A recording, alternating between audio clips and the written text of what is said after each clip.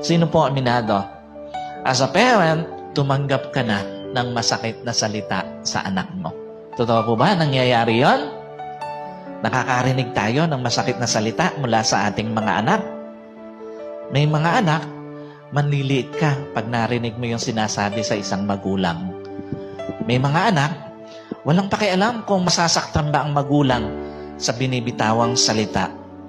Pansinin niyo yung linyahan ng mga anak na masakit magsalita. Malaki na ako, kaya ko na buhay.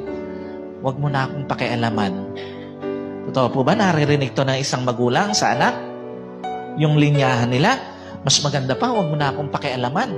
The same time, may mga anak, maririnig mo sinasabi sa magulang, hihingi ka na naman ng pera.